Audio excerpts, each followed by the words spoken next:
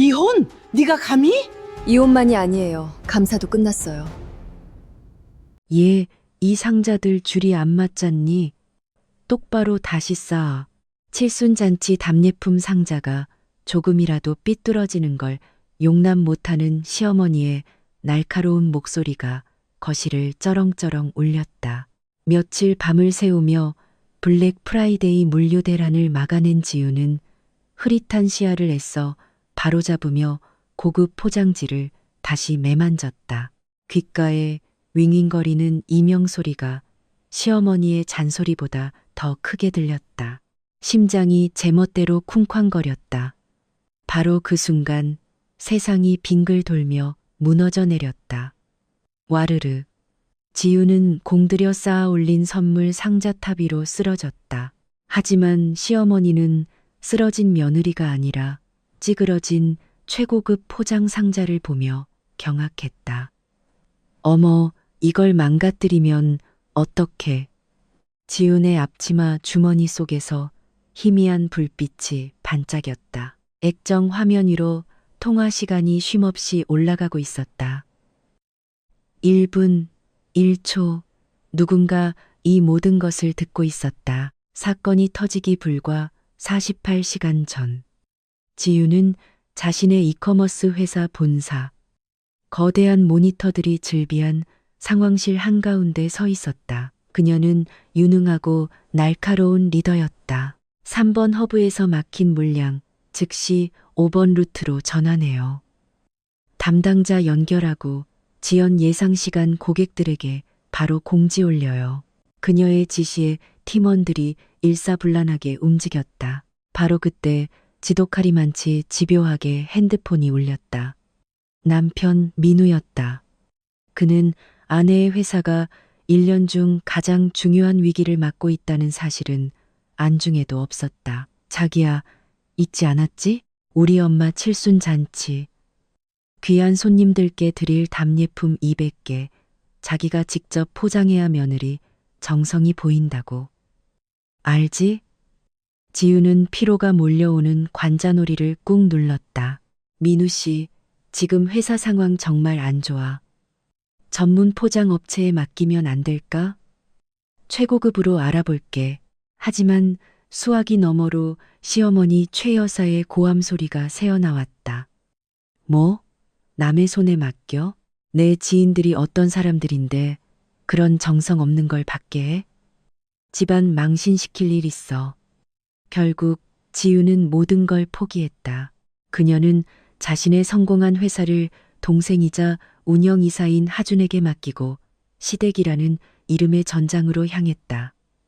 이번 한 번만 참으면 돼. 그녀는 스스로를 다독이며 시댁 현관문을 열었다. 그곳은 그녀의 성공도 능력도 모두 지워버리는 이상한 공간이었다. 거실 바닥에 무릎을 꿇고 앉아 선물 상자를 접는 지윤의 등 뒤로 신우이 수진이 소파에 누워 셀카를 찍고 있었다. 언니, 내 인플루언서 제휴 수수료율 다음 달부터 좀 더 올려주면 안 돼? 알잖아. 나도 유지비가 많이 든다고. 수진은 당연하다는 듯 말했다. 지우는 부드럽게 하지만 단호하게 설명했다. 아가씨, 그 수수료율은 마케팅 부서에서 전체 인플루언서들에게 동일하게 적용하는 거라 제가 마음대로 바꿀 수가 없어요. 수지는 콧방귀를 뀌었다. 쳇, 가족이 우선이지. 회사가 우선이야. 바로 그때 시동생 태경이 들어왔다. 그는 포장을 돕기는커녕 잔뜩 인상을 쓴 채 불평을 늘어놓았다.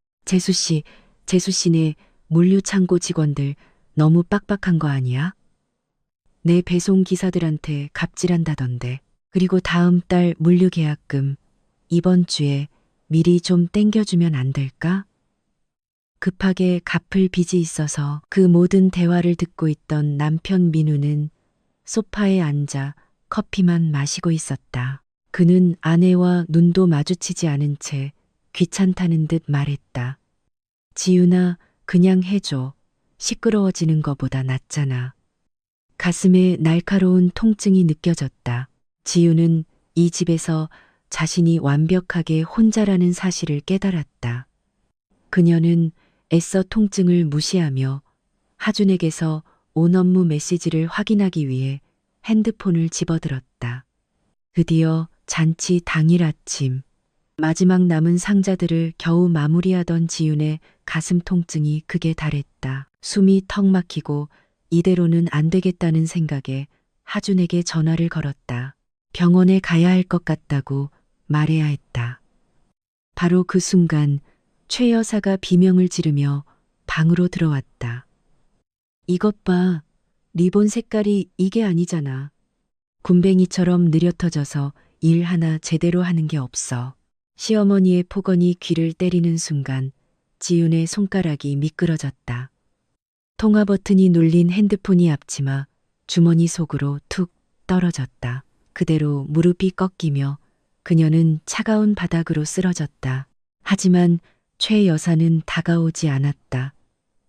대신 찌그러진 선물 상자 하나를 집어들고 소리쳤다. 꾀병 부리지 말고 일어나. 너 하나 누워있다고 내 칠순 잔치가 멈출 것 같아? 소파에 있던 수지는 아, 진짜 타이밍하고는이라며 짜증을 냈고 남편 민우는 쓰러진 아내와 분노한 어머니 사이에서 잠시 망설였다. 그 누구도 몰랐다. 지윤의 어두운 앞치마 주머니 속에서 전화기 스피커를 통해 작지만 서늘한 목소리가 흘러나오고 있다는 것을. 동생 하주는 그 모든 것을 듣고 있었다. 하주는 자신의 서재, 차가운 통유리 너머로 도시의 야경이 펼쳐진 그곳에 앉아 있었다. 수화기 너머로 들려오는 것은 지옥의 소리였다. 누나의 가쁜 숨소리, 쇳소리가 섞인 고통의 신음, 그리고 그 모든 것을 조롱하는 시어머니의 잔인한 말들. 꾀병 부리지 말고 일어나. 너 하나 누워있다고 내 칠순 잔치가 멈출 것 같아? 심장이 얼음장처럼 차가워졌다. 그는 잠시 후 남편 민우가 마지못해 구급대를 부르는 소리를 들었다. 여보세요? 사람이 쓰러졌는데. 네, 주소는. 하주는 더 이상 들을 필요가 없었다. 그는 분노로 소리치는 대신 차갑게 통화를 종료했다. 그리고 곧바로 자신의 노트북을 열었다. 화면에 누나의 회사, 지윤 스타일의 마스터 관리자 대시보드가 떠올랐다. 그의 손가락이 키보드 위에서 냉혹하게 춤을 췄다.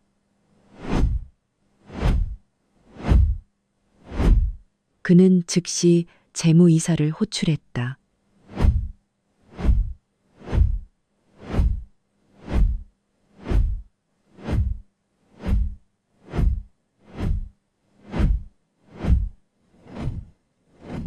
첫째, 카드 번호 4821에 해당하는 법인카드 즉시 정지시키세요. 사유는 관리자 직권 정지입니다.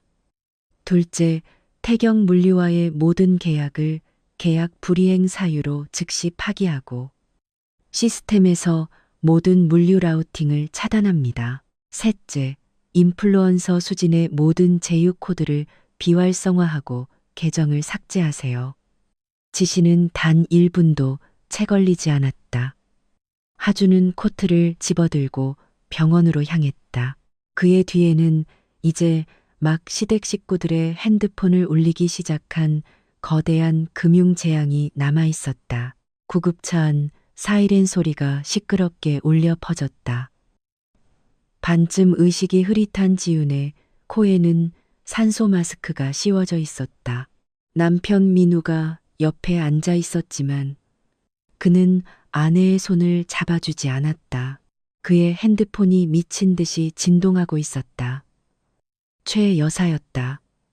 답례품은 그럼 누가 호텔로 옮기니? 네가 빨리 와서 처리해야 할 것 아니야. 민우는 초조하게 아내를 한번 쳐다보고는 이내 어머니에게 답장을 보내기 시작했다. 엄마, 죄송해요.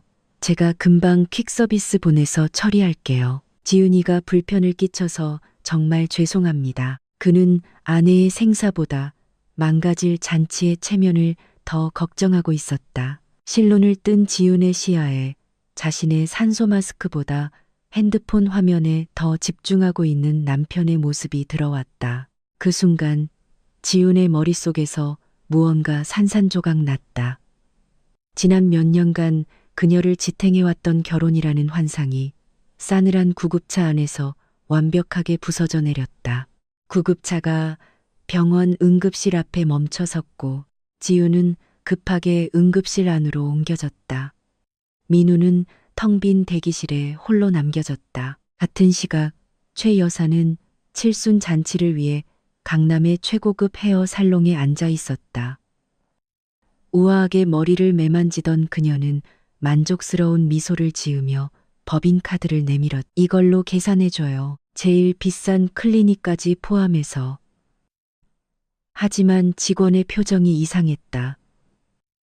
고객님, 죄송하지만 카드가 정지되었다고 나옵니다.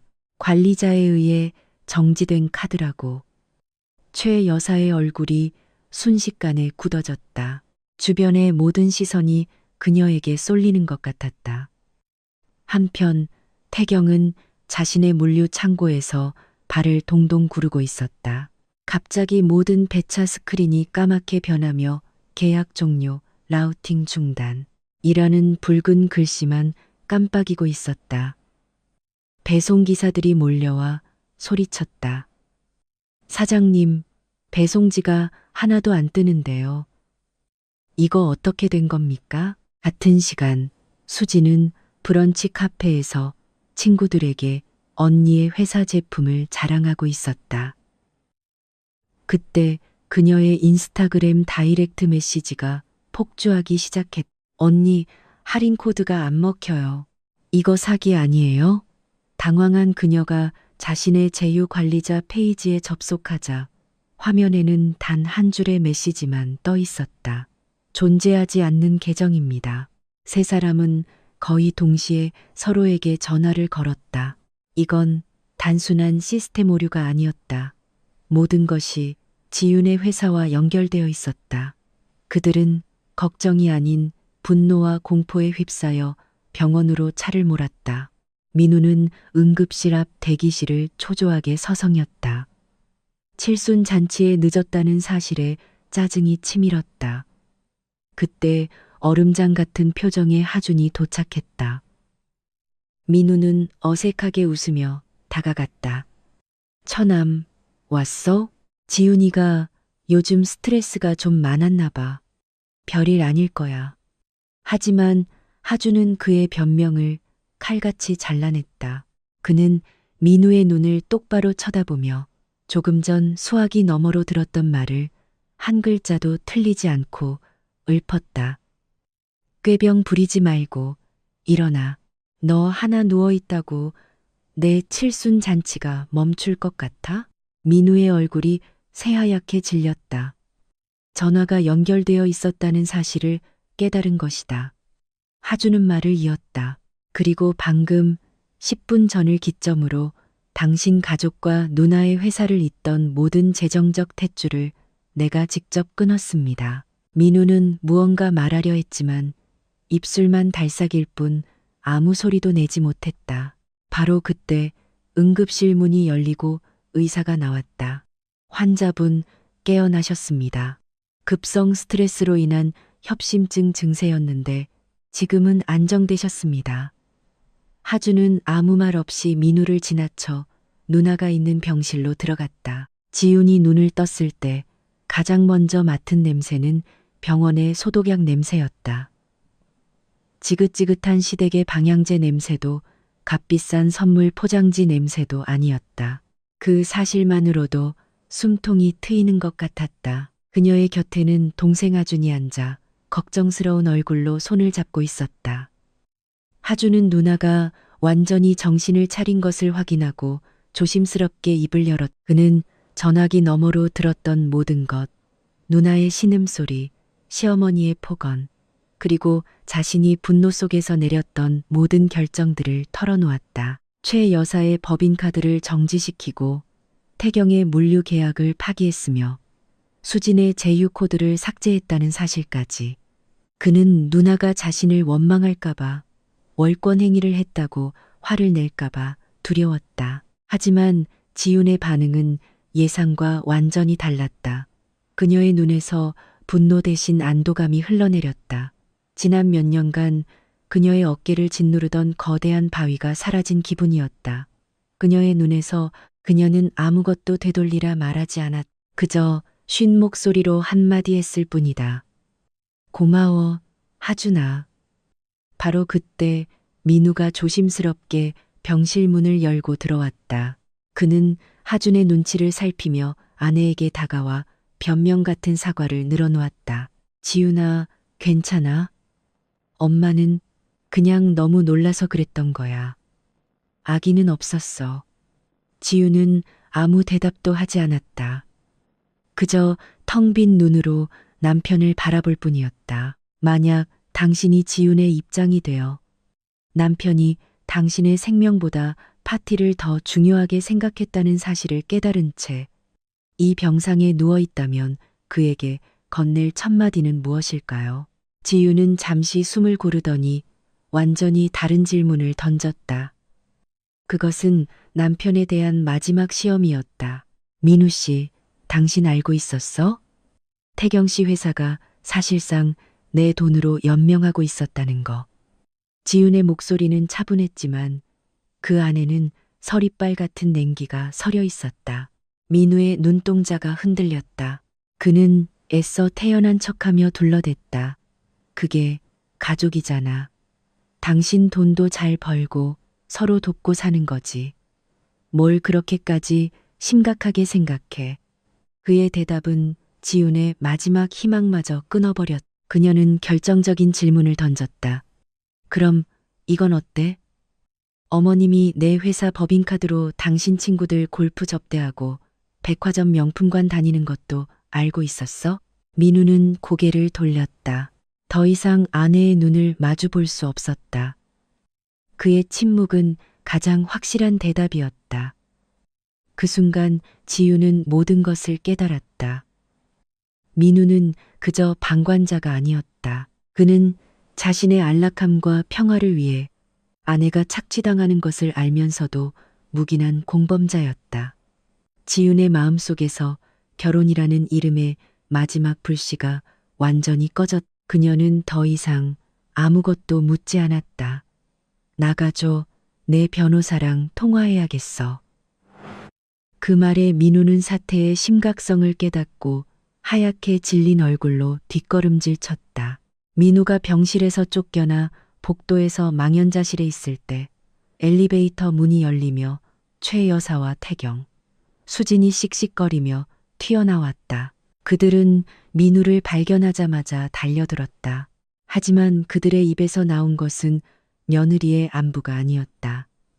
최 여사가 민우의 팔뚝을 후려치며 소리쳤다. 이게 어떻게 된 거야? 왜 내 카드가 정지돼? 내 칠순 잔치는 어떡하고? 태경 역시 울분을 토했다. 형수님한테 말 좀 해봐.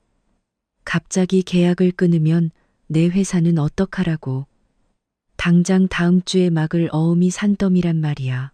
그들이 아수라장처럼 소란을 피우는 순간 병실 문이 열리고 하준이 나왔다. 그는 육중한 벽처럼 문 앞을 막아섰다. 그리고 품에서 서류 뭉치 하나를 꺼내 그들 앞에 뿌렸다. 지난 3년간 그들이 지윤의 회사에서 빼돌린 돈의 액수와 내역이 날짜별로 정확하게 기록된 회계장부 사본이었다. 이건 가족 싸움이 아닙니다. 기업 회계 감사 자료입니다. 지금부터의 모든 요구는 횡령 및 계약 불이행에 대한 소송으로 대응하겠습니다. 하준의 차가운 말에 세 사람의 얼굴이 굳어졌. 하지만 최 여사는 포기하지 않고 하준을 밀치려 했다. 비켜. 며느리 돈이 내 돈이고 내 돈이 며느리 돈이지. 무슨 소송이야. 바로 그때 병실 안에서 지윤의 목소리가 들려왔다. 약했지만 그 누구의 목소리보다 단단했다. 들어오세요, 어머님. 제가 직접 말씀드릴게요. 시댁 식구들이 병실 안으로 들어섰다. 최 여사는 들어오자마자 지훈을 몰아세우기 시작했다. 네가 지금 집안 망신시키려고 작정을 했구나. 이까짓 일로 유난 떨기는. 수지는 옆에서 징징거렸다. 언니, 내 제휴 코드는 왜 삭제했어요? 나 이제 뭐 먹고 살아요? 태경은 바닥에 엎드릴 기세로 애원했다. 재수 씨, 제가 다 잘못했어요. 제발 계약만은. 지우는 그들을 차례로 둘러보았다. 그리고 천천히 입을 열었다. 제가 쓰러질 때 뭘 하고 있었는지 아세요? 내 심장은 찢어질 것처럼 아픈데 어머님 칠순잔치 답례품을 포장하고 있었어요. 그리고 어머님은 쓰러진 제게 이렇게 말씀하셨죠. 꾀병 부리지 말고 일어나. 너 하나 누워있다고 내 칠순잔치가 멈출 것 같아? 병실안은 물을 끼얹은 듯 조용해졌다. 그들의 얼굴에서 핏기가 가셨다. 지우는 마지막 선고를 내렸. 방금 하준이가 한 모든 조치는 영구적입니다. 저는 더 이상 당신들의 며느리도 현금 인출기도 물류 해결사도 아닙니다. 그리고 그녀는 하준이 미리 준비해온 서류 봉투를 민우에게 건넸다.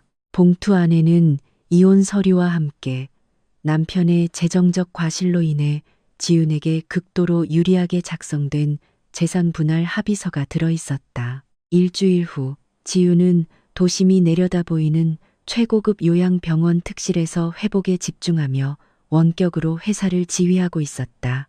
하준이 든든하게 곁을 지켰. 반면 시댁 식구들의 삶은 처참하게 무너져 내리고 있었다. 최 여사의 칠순잔치는 귀빈용 케이터링 비용을 지불하지 못해 취소되면서 평생의 자랑거리였던 사교계에서 완벽한 웃음거리가 되었다. 태경의 물류회사는 지훈의 회사 물량이 끊기자마자 창고 임대료를 내지 못해 부도 처리되었고 그는 파산 위기에 몰렸. 명품으로 자신을 치장하던 수지는 공짜 협찬이 모두 끊기자 생계를 위해 최저 시급을 받는 의류 매장 아르바이트를 시작해야 했다.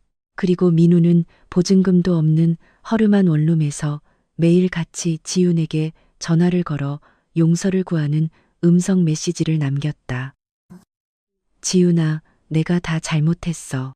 다시 한 번만 기회를 줘. 내가 가족들이랑 연 끊을게. 제발. 지훈은 그의 구차한 목소리가 담긴 음성 메시지 하나를 무표정하게 들었다. 그리고는 아무런 감정 없이 삭제 버튼을 눌렀다.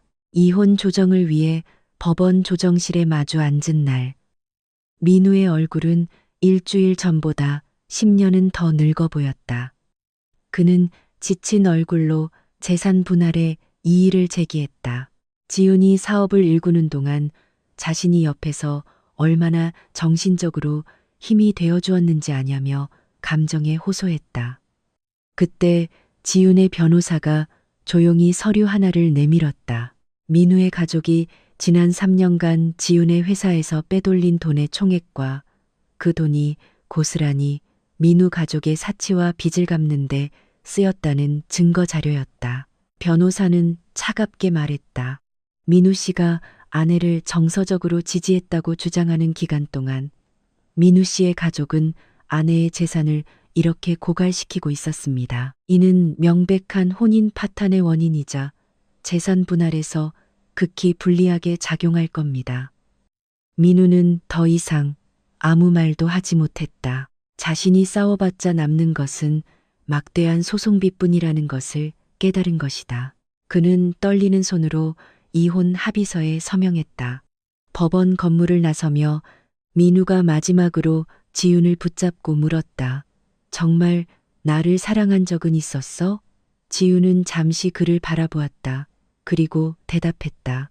사랑했어. 당신이 당신 어머니를 위해 나를 이용하려 사랑한다는 걸 깨닫기 전까지는. 그녀는 그 말을 끝으로 한 번도 뒤돌아보지 않고 걸어갔다. 6개월 후 지훈은 눈부시게 빛나고 있었다. 그녀는 자신의 브랜드가 야심차게 준비한 플래그십 스토어 오픈 행사에 서 있었다. 건강을 되찾은 그녀의 얼굴에는 자신감과 평온함이 가득했다. 매장 밖 한 가족이 사소한 문제로 다투는 모습이 그녀의 시야에 잠시 들어왔다.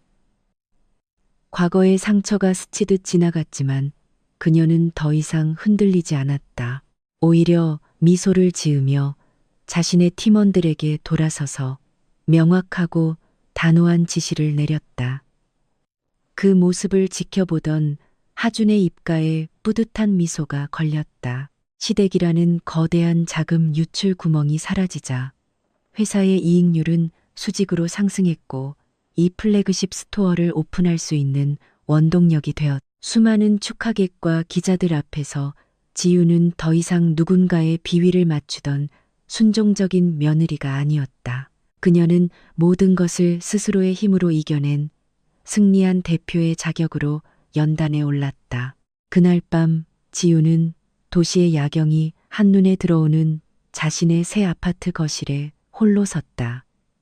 그녀는 과거에는 마실 시간조차 없었던 와인 한 잔을 스스로에게 따라주었다. 그녀는 의무라는 단어에 대해 생각했다. 그리고 깨달았다. 진짜 의무란 독 같은 사람들을 따뜻하게 해주기 위해 자기 자신을 불태우는 것이 아니라는 것을. 그녀는 와인잔을 들어 도시의 불빛을 향해 자신의 자유를 향해 그리고 고통스러웠지만 결국 자신을 살려낸 그날의 붕괴를 향해 조용히 건배했다. 그녀의 얼굴에 번지는 평화롭고 자유로운 미소 위로 이야기는 조용히 막을 내린다. 지은의 이야기는 때로 우리가 관계를 놓지 못하는 이유가 사실은 우리 혼자 그 관계를 붙들고 있었기 때문이라는 것을 보여줍니다. 혹시 당신도 독이 되는 가족이나 시댁과의 관계에서 어려운 경계를 설정해야 했던 경험이 있나요? 여러분의 경험을 아래 댓글로 공유해 주세요. 당신의 이야기가 다른 누군가에게는 절실한 용기가 될 수 있습니다. 지윤의 여정이 힘이 되었다면 구독과 좋아요를 눌러주시고 더 많은 인생 역전 이야기를 만나보세요. 들어주셔서 감사합니다.